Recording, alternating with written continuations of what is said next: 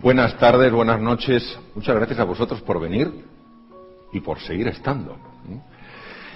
Es curioso, desde hace, por lo menos en Occidente, unos 2800 años se sigue reflexionando sobre la felicidad. ¿Verdad que da la sensación de que es algo muy escurridizo? Es algo que todos de alguna manera buscamos, queremos experimentar, y parece algo bastante escurridizo. Cuando John Lennon tenía 5 años, su madre le dijo lo siguiente: John, la clave de la vida es ser feliz. Entonces John fue al colegio y la maestra un día les dijo a los niños: quiero que hagáis un trabajo sobre lo que queréis ser de mayores. Y John escribió ser feliz. Entonces la profesora, cuando leyó el ensayo, le dijo: John, no has entendido nada del trabajo. Y John le dijo: señorita, usted no ha entendido nada de la felicidad. Y no ha entendido nada de la vida. ¿Qué es la felicidad? Si yo pretendiera, a pesar de tener la mejor intención, deciros a vosotros lo que es la felicidad, qué equivocado estaría. Sin embargo, sí creo que juntos podemos hacer una reflexión, hacernos preguntas, mirar donde normalmente no miramos y a lo mejor descubrir aquello que está oculto precisamente porque nunca miramos allí. El arte de la pregunta es un arte esencial. El propio Albert Einstein decía que la clave no es encontrar respuestas a las viejas preguntas, sino hacernos preguntas que nunca antes nos habíamos hecho. ¿Por qué son tan importantes las preguntas? Porque a lo mejor de lo que estamos hablando no es de un enigma. A lo mejor la felicidad no es un enigma. La felicidad a lo mejor es un misterio. ¿Cuál es la diferencia entre un enigma y un misterio? Es una diferencia muy clara, muy diáfana. Un enigma es aquello que la ciencia, con su trabajo, con su tiempo, con su dedicación, será capaz de descubrir. Es cuestión de tiempo, es cuestión de tecnología. Pero los misterios desafían nuestra forma tradicional, nuestra forma lógica de pensar, precisan de la existencia de lo que se llama una razón ampliada. ¿Y cómo me puedo posicionar yo frente a un misterio? Porque frente a un enigma yo entiendo cómo me he de posicionar. Utilizo mis tecnologías, mido, peso, calculo. Pero ¿cómo me posiciono frente a un misterio en caso de que la felicidad fuera un misterio? Pues también nos lo decía Einstein. Frente a los misterios hay que posicionarse desde el asombro, la curiosidad y la humildad. Porque los misterios no se descubren, los misterios se desvelan. Por tanto, si la felicidad fuera un misterio y no un enigma, nosotros lo único que podemos hacer es ponernos en unas condiciones adecuadas para que ese misterio, esa felicidad, se desvele ante nosotros y podamos experimentarla.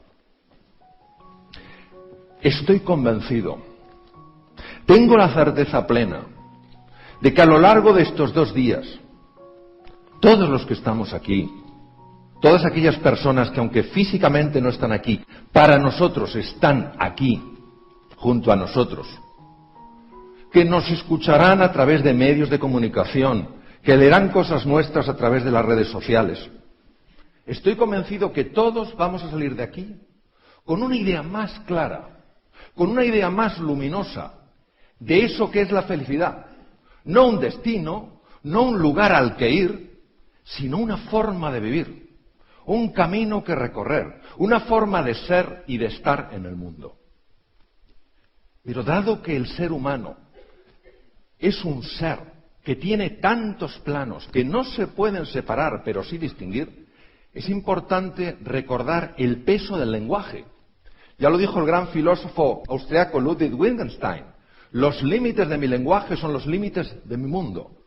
Eso quiere decir que tenemos que diferenciar, porque cuando tú diferencias y tú distingues, tú ves con más claridad. Y no podemos hablar y confundir 2 términos que son diferentes en su naturaleza. Una cosa es el bienestar subjetivo, se ha hablado aquí, con gran elocuencia y con gran belleza, aquello que colma los sentidos. Yo veo algo bonito y colma mi vista, me tomo una comida rica y colma mi gusto. Pero la felicidad no es lo que colma los sentidos, es lo que colma el corazón. ¿Están conectados? Seguro que sí. También son diferentes. Y por eso nosotros vamos a abordar aquí no el concepto de bienestar subjetivo, sino un concepto mucho más desafiante, el de la felicidad. ¿Qué es? ¿Qué podría ser para cada uno de nosotros? ¿Cómo se experimenta? ¿Cómo puede uno ponerse en una situación adecuada para que ese misterio, en caso de que lo fuera, se desvelara? Y va a venir en nuestra ayuda un filósofo, curiosamente un filósofo que mi querido y admirado Juan Luis Arzuaga ha mencionado hoy. Un filósofo del siglo XVIII, el último ilustrado. Immanuel Kant. La obra por la que es especialmente conocido es Crítica de la razón pura. Y Kant hace 3 preguntas de excepcional hondura. Es cierto que no las contesta plenamente, contesta desde su punto de vista, pero solo las 3 preguntas tienen tanto peso, tienen tanta fuerza, tanto calado, son una invitación tan hermosa para que nosotros, cada uno de nosotros, reflexionemos y busquemos una solución. Primera pregunta, ¿qué es lo que puedo conocer? ¿Puedo conocer yo solo las realidades materiales? Aquellas que captan mis sentidos, la vista, el oído, el gusto, el tacto. ¿O soy capaz también de captar realidades suprasensibles? Aquello que no es de carácter material, sino espiritual. Eso es lo que significa la palabra espiritual, aquello que no es material. Por supuesto, no utilizando los sentidos, sino utilizando la razón ampliada, la capacidad del intelecto, para descubrir la verdad oculta en las cosas. Fijaros que alcance pregunta, ¿qué es lo que yo puedo conocer? La segunda pregunta de Immanuel Kant es, ¿qué es lo que he de hacer? De aquí nace toda la ética. ¿Hay formas de hacer que nos generen una mayor experiencia de felicidad? ¿Hay formas de actuar que nos alejen de esa experiencia del ser feliz? Y la tercera pregunta es, ¿qué puedo esperar? ¿Es la muerte el final? ¿Es un velo a otra dimensión? De aquí nace la religión, cuya raíz es religare, unir lo que en un momento se separó. Pero fijaros, siendo potentes estas 3 preguntas, la clave es la cuarta. La cuarta no la encontramos en la crítica de la razón pura, tampoco en la crítica de la razón práctica, su tratado de ética con su imperativo categórico. Lo encontramos en un tratado de lógica y tiene todo el sentido del mundo. ¿Cuál es el ser que se hace esa pregunta? Porque no tenemos la sensación de que los animales, con toda la dignidad y toda la hermosura que tienen, se hagan esa pregunta. ¿Qué ser se hace esa pregunta? De aquí nace toda una antropología, una visión de la persona. Los seres humanos, los que estamos aquí, los que no están aquí y están con nosotros. ¿Qué somos nosotros? Porque si nos damos cuenta, el ser humano que desea conocer, ya no lo reflejaba Aristóteles en el siglo IV antes de Cristo, el ser humano que desea conocer ha llegado a conocer lo más diminuto, las partículas más elementales, no ya los átomos, los electrones, los protones, los neutrones, sino hasta los quarks, los neutrinos. Ha llegado a conocer lo más grande, las galaxias, la expansión del universo. Sin embargo, pasa frente a él y no se asombra de la maravilla que es.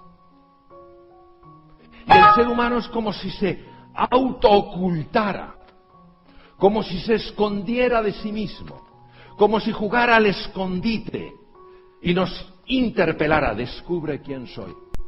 Porque veréis, si solo hablamos de la felicidad cuando estamos calentitos, cuando comemos bien, cuando tenemos trabajo, cuando ganamos una cierta cantidad de dinero, cuando tenemos un cierto prestigio, no estamos hablando de felicidad. Hay que entender la felicidad cuando el bienestar subjetivo desaparece. Por supuesto que también la felicidad tiene una conexión con el bienestar subjetivo. No es un dilema, no es lo uno o lo otro, sino un contraste, lo uno y lo otro. Hay que entender la felicidad cuando aparecen los tres grandes oponentes del ser humano. El mal, tanto el mal físico como privación de un bien necesario. La ceguera es un mal físico porque es la privación de la visión, como el mal moral, la injusticia, la violencia, el daño de esas personas que son tus hermanos, en presencia de la muerte y en presencia del sufrimiento. Por eso, la pregunta sobre la felicidad es la pregunta sobre el sentido de la vida. No la de dar un sentido a la vida, sino de preguntarse si la vida ya tiene un sentido. Y si nosotros podemos mirar al mal, podemos mirar a la muerte y podemos mirar al sufrimiento sin salir corriendo, y si hay en el mal, y si hay en la muerte, y si hay en el sufrimiento, más que amar en la vida que temer. Y si merece la pena vivir a pesar de que la vida, muchas veces, para muchas personas, es un verdadero drama existencial. Y por eso os voy a contar una pequeña historia, porque esta sencilla historia ilustra muchísimo sobre la grandeza que el ser humano puede aflorar en presencia de estos tres grandes oponentes. Porque veréis, solo hay un antídoto para el miedo, y es el amor. El amor a un proyecto, el amor a una idea, el amor a un recuerdo. Qué maravillosas las palabras de Gabriel Marcel. Decir a alguien que le amas es decirle, tú, para mí, jamás morirás. Ese es el antídoto del miedo. Yo sé, todos sabemos, que nuestra naturaleza biológica precisa de una emoción que es el miedo.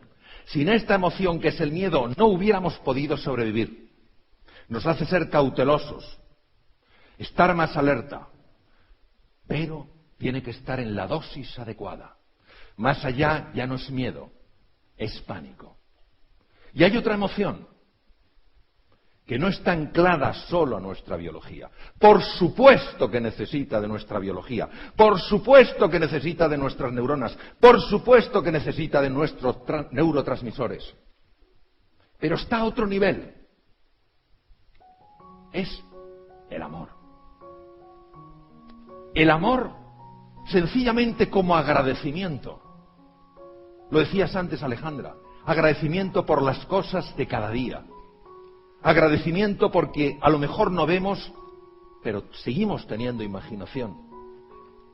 No pueden residir en el mismo corazón el miedo y el agradecimiento, el miedo y la gratitud, porque son incompatibles. Si por la mañana nos fijáramos en todas esas cosas que hay en nuestra vida y que podríamos agradecer en lugar de todo aquello que no nos gusta, experimentaríamos ausencia de miedo ante la vida. La capacidad de perdonar, fácil, claro que no. Pero un corazón resentido es un corazón lleno de ira. Y hoy sí podemos decir desde el punto de vista médico que hay una relación directa y demostrada entre los estados emocionales y la salud. Son demasiados estudios para ignorarlos. Por supuesto que hay múltiples factores. Por supuesto que la persona más positiva del mundo, la persona con más coraje, más ilusión y más apoyo, puede sucumbir ante una enfermedad agresiva. Por supuesto que una persona no hay que forzarla a ser como ella no elige ser. Ahora, sí es importante conocer lo que la ciencia nos dice en esto. Lo que la ciencia nos muestra de la relación entre los estados emocionales asociados a la alegría y al gozo y la salud. Por ejemplo, sabemos que cuando estamos atrapados por la ira o el miedo, se elevan en el cerebro los niveles de dos neurotransmisores, el glutamato y el cortisol. Al subir ambos, empiezan a morir neuronas. Neuronas sobre todo situadas en los hipocampos. Los hipocampos son estructuras que controlan el centro del miedo en la amígdala, a través de un tracto llamado tracto amígdalo-hipocampal. Son centros capaces de reestructurar toda la memoria. Por eso el ser humano se puede reinventar constantemente. Sin embargo, cuando en nuestro interior existe alegría y existe gozo, no solo no se elevan los niveles de glutamato y cortisol, sino que se eleva un neurotransmisor radicalmente distinto, la dopamina. La dopamina, que está en el haz mesolímbico, uno de los circuitos más importantes de recompensa del cerebro, hace que sintamos gratitud, que sintamos plenitud, que sintamos alegría. Y además es una hormona clave en la confianza. Por eso el amor te ayuda a ser valiente. Vosotros y vosotras haríais por amor lo que no haríais nunca por dinero. Dentro de cada uno de vosotros y de cada vosotras hay un héroe, una heroína dormidos. Lo que pasa es que para que despierte hace falta el estímulo adecuado. Y ese estímulo solo es el amor. El amor a un sueño, a un ideal, a una persona. Además sabemos que esas personas que dedican parte del tiempo a reflexionar sobre el amor, a reflexionar sobre la compasión, y mañana tendremos la increíble fortuna de tener a Mathieu Ricard, uno de los seres humanos que más ha contribuido a que estos estudios existan. Se ha visto que se activa especialmente la zona prefrontal izquierda, justo detrás de la frente y encima de la órbita izquierda. Esta zona de las emociones positivas activa el sistema parasimpático, cuyos efectos en la salud ya veremos después. Aquí tenemos, por ejemplo, una resonancia magnética, funcional magnética, y observaréis cómo, mientras meditas una meditación sobre la compasión, conectar con el sufrimiento de otro ser humano, lo que hacía el enfermo que estaba junto a la ventana, aumenta el riego prefrontal izquierdo. Evidencia clarísima, no solo de que el cerebro está metabolizando de una manera distinta, sino de que se está reinventando, se está transformando.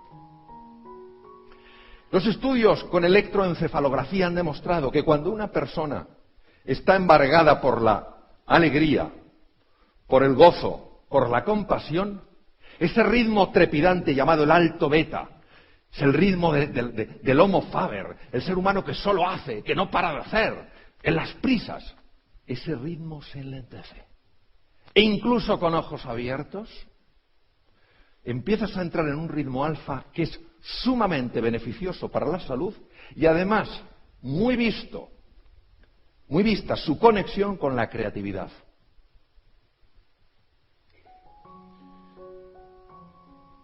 Hay dos sistemas que trabajan por debajo de la consciencia. En su conjunto se denomina sistema nervioso vegetativo o autonómico y tiene dos brazos, dos ramas. El sistema nervioso simpático y el sistema nervioso parasimpático. Nunca actúan de manera aislada, siempre actúan intentando equilibrarse. Cuando el sistema que predomina es el sistema nervioso simpático, es cuando nosotros nos vemos en situaciones donde tenemos que sacar un montón de energía porque hay un peligro o porque hay un desafío importante. Cuando se activa fundamentalmente el sistema nervioso parasimpático, es momento de recuperación. El ideal sería que activáramos solo el sistema nervioso simpático cuando tenemos que estar en alerta o en alarma. Porque gasta mucha energía y deteriora mucho la salud tenerlo de forma sostenida activado. Sin embargo, sabemos que cuando somos presas de la ira, del resentimiento, de ese nihilismo, de esa falta de sentido en la vida, de este pensar que solo somos, materia, cuando eso genera desesperanza, que no tiene por qué hacerlo, afecta al sistema cardiovascular. Las situaciones de desesperanza, de ira y de miedo sostenidos en el tiempo producen un aumento del trabajo cardíaco, pueden producir cambios en el ritmo cardíaco, hipertensión arterial, aumento del colesterol y de los triglicéridos. Ver cómo sí que afectan las emociones al aparato circulatorio. También sabemos que la alegría, la compasión, la serenidad y el equilibrio protegen el sistema cardiovascular. Probablemente, entre otras razones, porque las dos aurículas del corazón segregan un péptido, una sustancia llamada péptido natriurético auricular, que regula el tono cardíaco, nos protege frente a la hipertensión, reduce la grasa y además tiene un efecto cerebral muy asociado con estados de paz y de serenidad. Pero si eso fuera poco, hoy sabemos, porque se han encontrado las conexiones microscópicas, que ese sistema nervioso simpático y parasimpático llega hasta los ganglios linfáticos. Los ganglios linfáticos son centrales donde se producen linfocitos que actúan frente a bacterias, virus y tumores. La hiperactividad del sistema nervioso simpático asociado, repito, a estados de ira, de resentimiento, de miedo, dificulta la generación de nuevos linfocitos por el sistema linfático, mientras que la activación del sistema parasimpático favorece la producción de linfocitos. Además actúa sobre el bazo. El bazo es un centro linfoide importantísimo. No es solo el lugar donde se destruyen los glóbulos rojos viejos.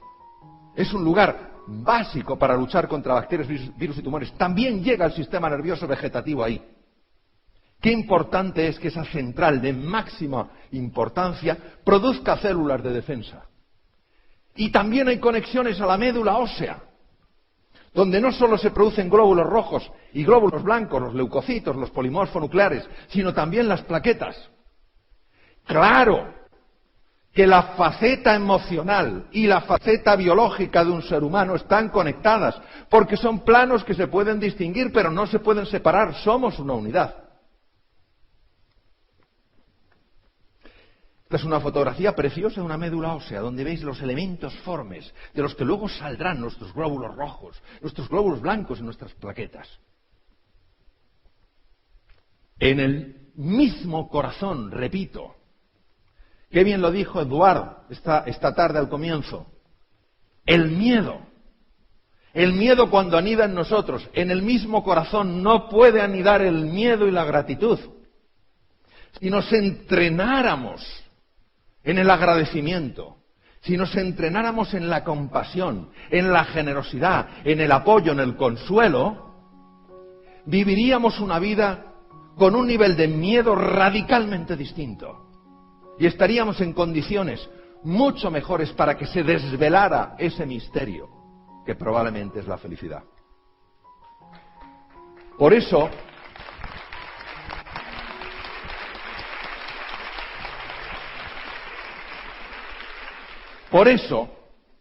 al final, Jean-Paul Sartre, existencialista francés, premio Nobel, ya hemos escuchado un comentario dentro de muchos comentarios que él hizo y que no le merecieron gran afecto, no porque potenciara la individualidad, sino el individualismo.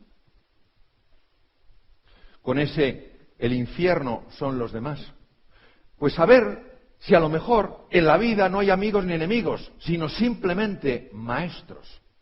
El gran Confucio, 25 siglos atrás, en China, decía: si ves a un hombre bueno, imítale. Si ves a un hombre malo, examínate a ti mismo. Por eso, y con esto termino, para mí, el sentido de la vida, la base de la felicidad, es plantar semillas de esperanza, de ilusión, de confianza, de entusiasmo, de inspiración, aunque a lo mejor yo no las vea florecer. Y aceptando que en esas semillas Existirá la imperfección de eso que tengo de barro. Pero también existirá la perfección y la belleza de eso que tengo de Dios. Gracias.